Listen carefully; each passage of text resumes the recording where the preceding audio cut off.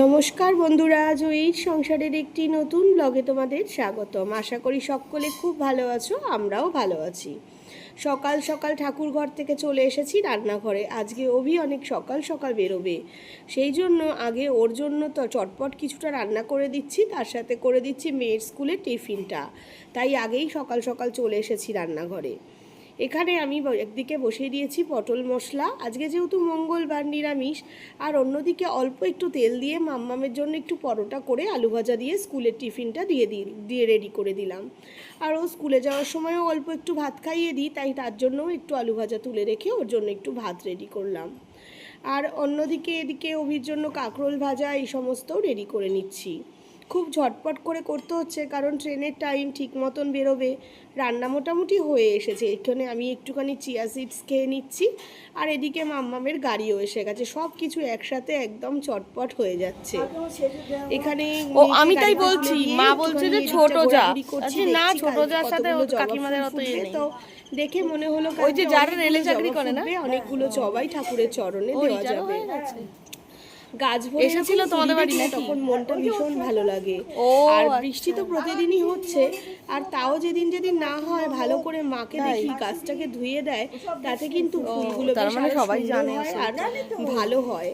এইভাবে মাকে এখন রোজই দেখি, টগর গাছটাও ধুয়ে দিচ্ছে, জবা গাছটাকেও দিচ্ছে পুরো জল দিয়ে। ওদের মানে বৃষ্টি হলে অসুবিধা হয় না, কিন্তু বৃষ্টি না হলে খাওয়া দাওয়া করে বেশ সুবিধা হয়, তখন ফুলের পরিমাণটাও দেখি বেড়ে যায়। আর তোমাকে এখন খাওয়া দাওয়া করবেও না, কারণ তুমি জানে তুমি ঘরে, কারণ বাকি কাজ এখনো সব পড়ে আছে। জন্মাষ্টমীতে গোপুকে যে কেকটা দেওয়া হয়েছিল, সেই কেকটা আমাদের আর খাওয়া হয়নি, বেশ খানিকটা ছিল। তো আজকে তাই দিয়েই আমাদের ব্রেকফাস্ট হয়ে যাবে, আর তার সঙ্গে একটু চা বানিয়ে নেওয়া হবে, তাহলেই হয়ে যাবে।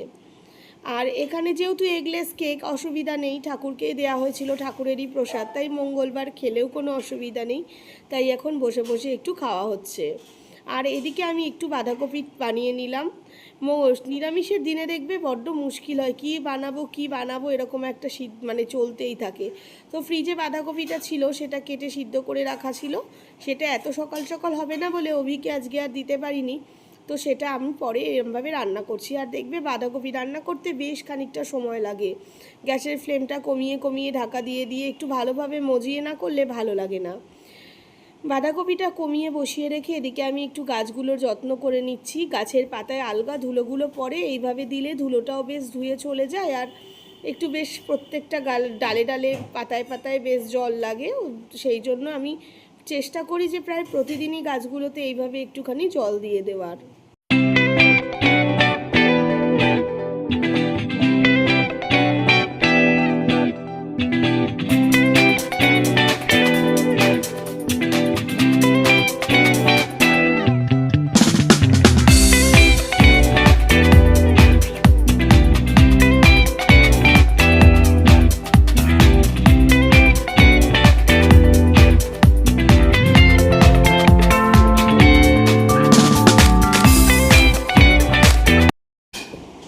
গাছগুলোকে একটু জল দিয়ে চলে এসেছি ঘরে। জামা কাপড়গুলো সব তুলে নিয়ে আসা হয়েছে, সেগুলোকে একটু ভালোভাবে ভাঁজ করে জায়গায় রাখবো, আর যেগুলো লন্ড্রিতে দেওয়ার সেগুলো লন্ড্রি বাস্কেটে রাখবো। বাঁধাকপিটাও অন্যদিকে রান্না করা হয়ে গেছে, তাই সেটাও নামিয়ে নিয়েছি। রান্না মোটামুটি কমপ্লিট হয়ে গেছে। এবার এই কাজগুলো করে নিয়ে তারপরে যাব আরেকবার স্নান করতে। সকালে একবার হয়ে যায়, তাও তারপরে কাজকর্ম সমস্ত সেরে আরেকবার ভালোভাবে স্নান না করলে হয় না। এদিকে মেয়েও যে সমস্ত বইগুলো ওর স্টাডি টেবিলে রেখে যায়, সেগুলোকে আবার আমি তুলে এইভাবে কাবার্ডের মধ্যে গুছিয়ে রাখি। মেয়ে স্কুল থেকে আসার পরে আমাদের লাঞ্চ হয়ে গেছে। এখন ওকে একটু বেদানার জুস দিচ্ছি, ও এটা খাবে।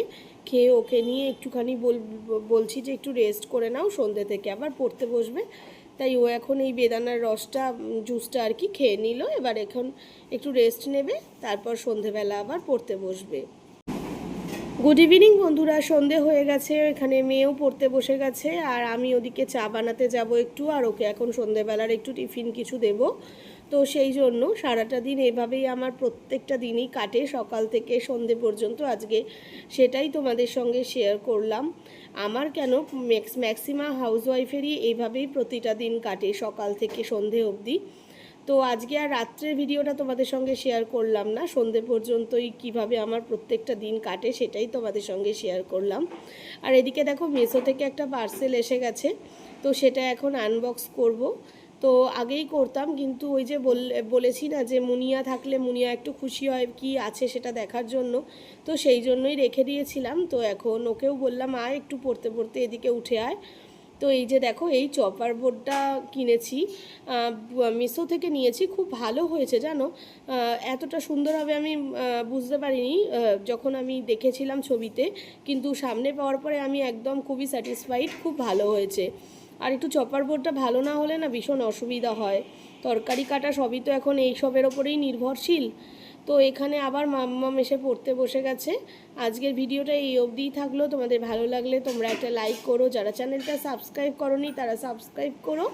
তোমরা ভালো থেকো, সুস্থ থেকো, সাবধানে থেকো। নতুন একটা ভিডিও নিয়ে খুব তাড়াতাড়ি তোমাদের সঙ্গে আবার দেখা হবে।